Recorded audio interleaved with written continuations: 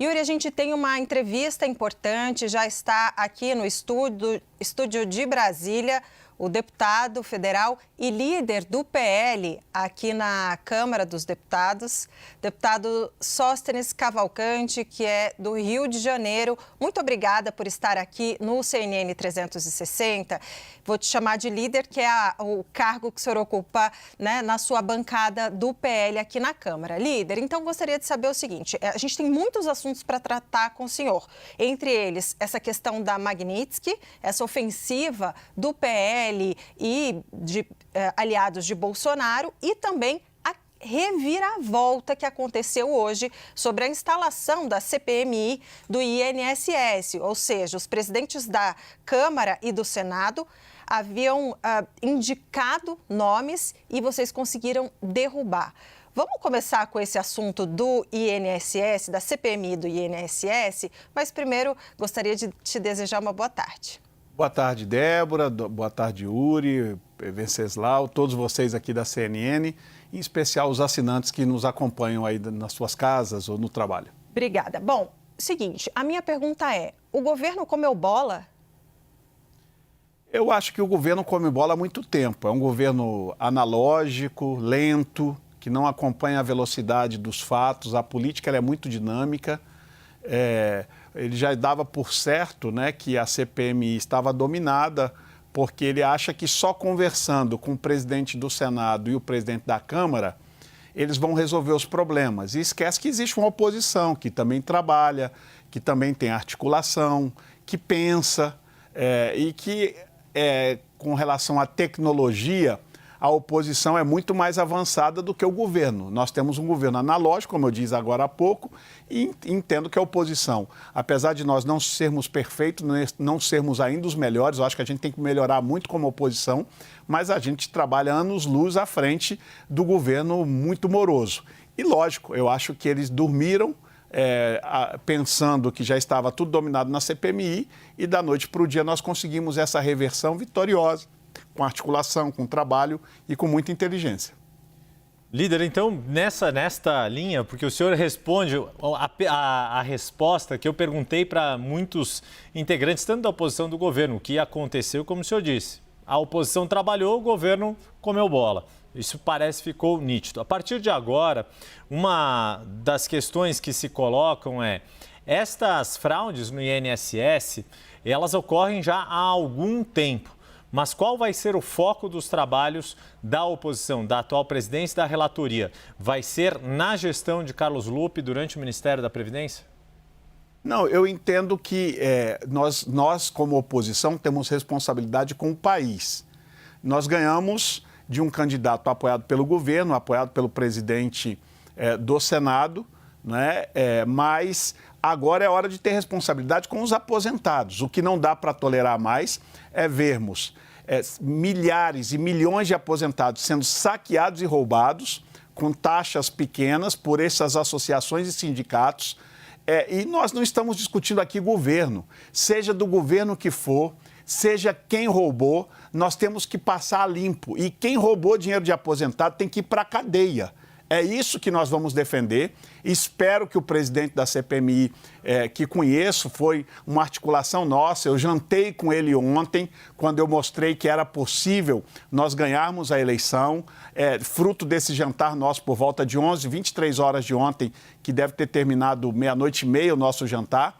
Saímos dali convicto que a gente ia trabalhar durante a madrugada, trabalhamos a madrugada toda. Hoje de manhã conseguimos concretizar o nosso planejamento que foi efetuado a partir de ontem, 21h45, quando veio a ideia, quando eu estava reunido com os deputados na liderança do PL. Veio essa ideia, nós alinhamos, articulamos e agora o que a gente espera de verdade é que ele, com o relator, que inclusive é um relator que já foi promotor de justiça, que mais do que ninguém tem expertise para investigar, para apurar e punir os culpados. O que nós não podemos tolerar é que ninguém, seja do lado que for ideológico, do governo que for, que tenha roubado o aposentado, fique impune no Brasil. A gente precisa da punibilidade de todos eles. Pedro Venceslau vem se juntar a nós aqui para essa entrevista com o líder do PL na Câmara, o deputado Sóstenes Cavalcante. Pedro. Boa tarde, deputado, seja bem-vindo. Deputado, o senador Davi Alcolumbre preferia Omar Aziz na presidência e o presidente da Câmara, Hugo Mota, preferia Ricardo Aires na relatoria. Nenhum dos dois foi escolhido. O senhor avalia que houve uma derrota para os presidentes das duas casas? Eu avalio que houve uma derrota do governo, porque quem alinhou junto aos presidentes para que fosse Omar Aziz e o outro parlamentar do Republicanos, com os presidentes das casas, foi o governo. Eles atenderam um pedido do governo. Logicamente que os presidentes, por estarem sempre muito alinhados com o governo, acaba também sobrando e dizendo que eles foram os derrotados nesse dia. Acho que é um conjunto. A derrota é, inicialmente, do governo, porque tem que ter articulação para que isso não aconteça, errou o governo, e errou os presidentes das casas ao querer se alinhar com um governo fragilizado, um governo que não tem base. E, mais uma vez, hoje ficou exposto que o governo não tem base, não consegue levar os principais assuntos do Brasil com responsabilidade. Até hoje não votou imposto de renda, que é o sonho deles. Até hoje eles não conseguem encaminhar nenhuma pauta propositiva. O governo está cada vez pior e fica provado quando, inclusive, tem o auxílio do presidente do Senado e da Câmara e não conseguem eleger sequer um presidente de CPMI. Líder, falando ainda sobre essa ação, né, essa derrota eventual dos presidentes da Câmara e do Senado, eu gostaria de falar, falando pela Câmara, né? Hugo Mota, nesse episódio, mostra que não tem tanto controle, tanta, digamos assim, influência ali, né, entre a oposição, pelo menos nesse caso, é uma derrota.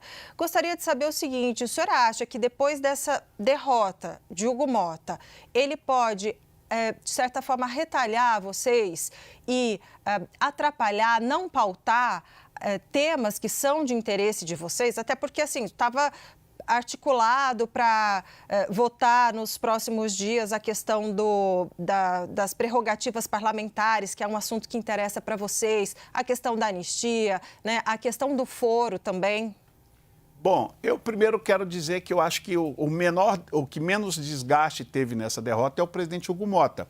Por quê? O mais prejudicado, o governo, na sua inoperância. Logo, quem indica o presidente da CPMI, neste caso, é o presidente do Senado, que, para mim, é também corresponsável. Porque somente o presidente da comissão eleito é que pode escolher o relator. O presidente Hugo Mota já tinha feito a sinalização do relator que ele gostaria, logicamente, para atender os interesses do governo. E agora, quando o presidente do Senado não consegue eleger quem ele indicou, aí sim eu acho que a gente completa a tarefa nossa da oposição, indicando, já que elegemos o presidente, é a atribuição do presidente indicar o relator, ele indica quem nós solicitamos que fosse indicado. Eu acho que dos males aí, o menor desgaste fica para o presidente Hugo Mota, que inclusive nós como oposição queremos dizer que estamos nutrindo uma boa relação, esperamos dele que ele entenda que é uma articulação da oposição, que aqui não há derrotados e vitoriosos. Na verdade, quem sai vitorioso com tudo isso é a população brasileira, que agora a CPMI, regimentalmente, é um instrumento da oposição, nunca de governo.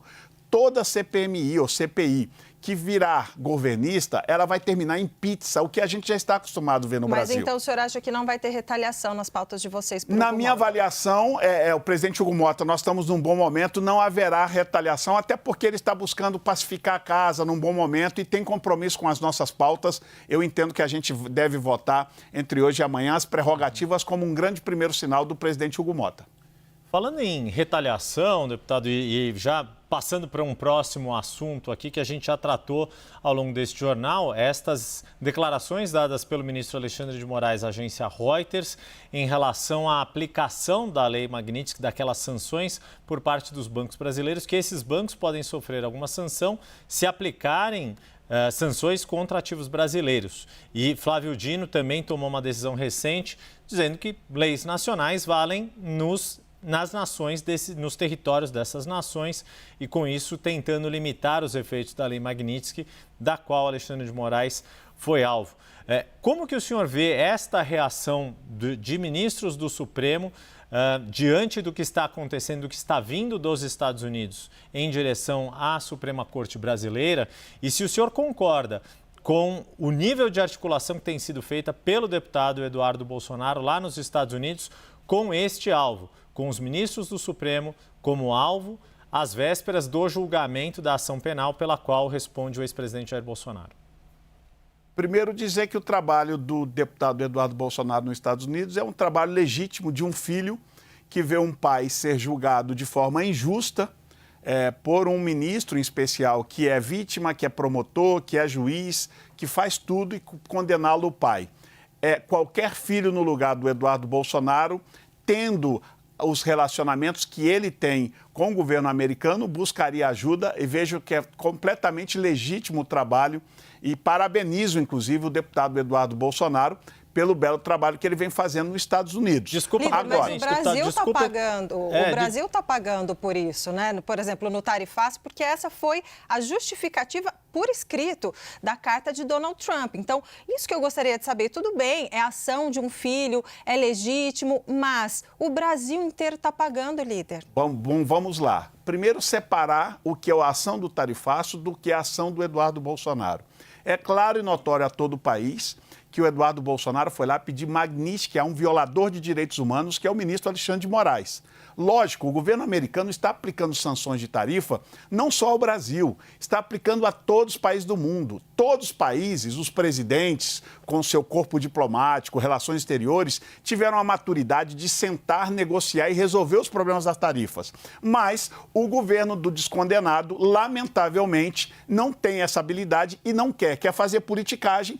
É mais fácil ele e parte da imprensa culpar e dizer que a tarifa é culpa do Eduardo Bolsonaro, quando nunca foi uma solicitação dele, é uma decisão soberana dos Estados Unidos e que faltou ao Brasil habilidade de negociação, disposição política do governo do descondenado para sentar e falar, vamos negociar e resolver o problema. Então, com relação ao tarifaço, nunca foi um pedido do Eduardo. E completando a resposta acho que foi do Yuri, salvo engano a pergunta, nós temos e vemos, Yuri, essa questão da articulação do Eduardo como uma articulação necessária neste momento. Com relação às declarações dos ministros do STF, com relação à aplicação da Magnitsky em específico, isso demonstra a índole autoritária, a índole do que nós sempre falamos, de uma ditadura, de um superpoder, porque é isso que se sentem alguns ministros do STF, não é toda a corte,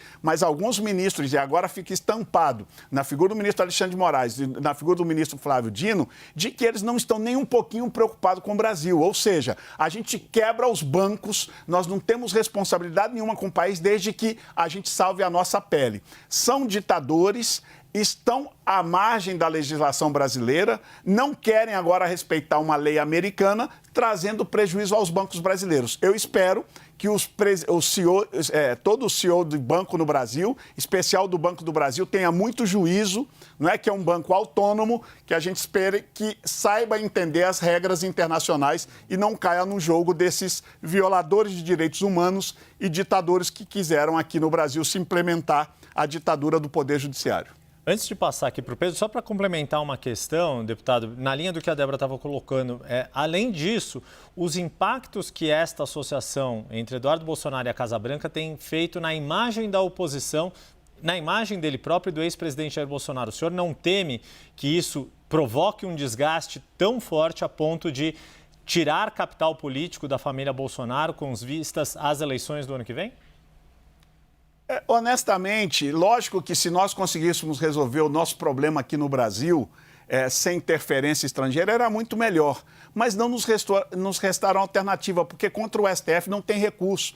Nem para Deus a gente consegue recorrer contra os ministros do STF. E como a gente está vivendo um momento de exceção, de desrespeito às leis, desrespeito à Constituição por parte de alguns ministros do STF, restou essa alternativa. Tem algum desgaste? No início eu acho que até tivemos um desgaste maior. Hoje a população já começa a entender que o único responsável pela questão do tarifaço é a inabilidade de um governo ideológico que é contra o governo Trump desde sua candidatura, que fez campanha aberta para a candidata da oposição que perdeu a eleição. Então, acho que com o passar do tempo, isso tudo vai decantar, a população brasileira vai entender e os prejuízos iniciais que houveram à família Bolsonaro, eles vão se diluindo com o passar do tempo, como já começaram. Eu vi a semana passada uma pesquisa, não lembro aqui qual a fonte, o nome da pesquisa, mas que já disse que 35% da população brasileira culpa o presidente descondenado pelo tarifaço.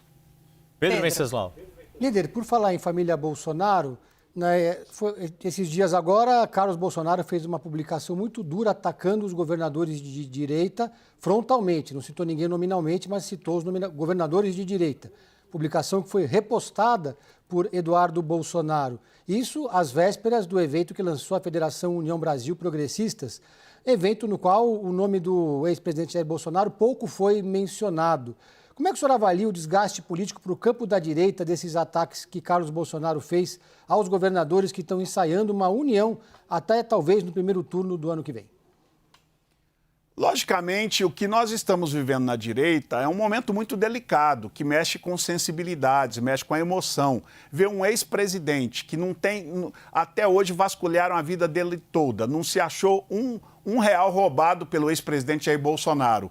Não tem nada que verse contra a idoneidade, a moral do presidente Bolsonaro e como filhos, tanto o Carlos quanto o Eduardo, emocionalmente, estão passando um momento mais difícil da vida dele. É uma coisa muito comum. Você vê um pai injustiçado, sendo perseguido, estando preso domiciliarmente, com tornozeleira eletrônica, ou seja, um pai sendo humilhado, esculachado por um ministro que não respeita mais a Constituição. A situação emocional, tanto do Carlos quanto do Eduardo, não é a melhor. Lógico que eu acho que essa abordagem, quando ele faz esse ataque aos governadores de direita, neste momento, a gente tem que relevar este ataque por conta do momento emocional em que eles vivem. Mas, para a política, isso não é bom, porque eu tenho certeza que no ano que vem, devolvendo os direitos políticos do nosso presidente Jair Bolsonaro, o presidente Jair Bolsonaro vai ter que contar com todos esses governadores em um só palanque para que a gente possa reeleger o nosso presidente em 2026.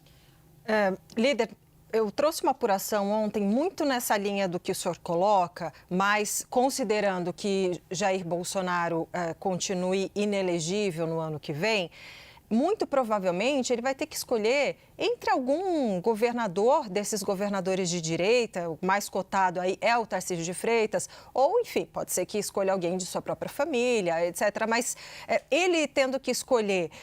Como é que o filho chama os governadores de ratos e depois o próprio ex-presidente vai ter que escolher um deles, subir e pedir voto para ele? Como é que fica essa situação? É por isso que eu disse agora, Débora, justamente o momento emocional do Carlos e do Eduardo é um momento delicado. Ninguém gosta de ver um pai sendo injustiçado, humilhado, conforme está acontecendo com o presidente Bolsonaro. Eu tenho convicção que no momento oportuno, em caso de que a inegibilidade do presidente Bolsonaro se permaneça e ele decida por algum nome que seja de um desses governadores, a política funciona para isso. Na hora certa, nós vamos estar todos no mesmo entendimento e eu tenho convicção de que a inegibilidade do presidente Bolsonaro é tão absurda que o ano que vem ele estará elegível e todos esses governadores estaremos no mesmo palanque. Os governadores têm a maturidade, inclusive, para entender, por isso que não houve nenhuma resposta, contra-resposta dos governadores ao Carlos. Todos estamos entendendo o momento da família Bolsonaro, é um momento muito delicado, de perseguição, ninguém gostaria de estar na situação em que eles estão e a gente se coloca no lugar do Carlos e do Eduardo e entende. Eu tenho convicção que esses governadores, que são homens maduros, talhados na política, entenderão esse momento e saberão superar isso e apoiar o presidente Bolsonaro em 2026. Para a gente concluir aqui, então, líder, qual que é este timing da política na sua avaliação? É ainda em 2025 ter esta situação definida e coloco como uma variável importantíssima nesse calendário o julgamento que está para acontecer no mês de setembro na primeira turma do Supremo Tribunal Federal. Ou é possível que isso seja decidido apenas em 2026, ali dentro do prazo de desincompatibilização que se encerra na virada ali do mês de março para o início de abril? Bom, na minha avaliação, com a pressa que o ministro Alexandre de Moraes e os ministros da primeira turma estão em condenar o presidente Bolsonaro, que estão marcados aí para setembro, isso só adia essa decisão. Porque o pior que já aconteceu, que é uma prisão domiciliar. Pior do que isso, é só se ele for condenado e de repente, levaram a um sistema fechado para algum outro lugar. Isso acontecendo, não tem mais nada pior para acontecer com o presidente Bolsonaro. Na minha avaliação, ele não tem que decidir nada disso agora. Ele tem que cumprir os prazos regimentais. Quais são os prazos? Se ele tiver que escolher um candidato que esteja no mandato, março do ano que vem é o prazo legal para descompatibilização. Convenção somente em junho de 2026. Então, eu acho que ele tem todos esses prazos regimentais, legais, que ele pode decidir, e acho que como estão antecipando muito a prisão e o julgamento dele, ele, quanto mais anteciparem o julgamento, mais tarde ele deve tomar essa decisão, porque é uma resposta natural da política. Agora, se demorassem um pouco mais o julgamento, eu acho que ele poderia, até o final deste ano, se ele entender que vai apoiar alguém, anunciar até o final do ano. Mas com antecipação, já está jogo jogado, ele vai empurrar isso só para o ano que vem. Esta é a minha avaliação.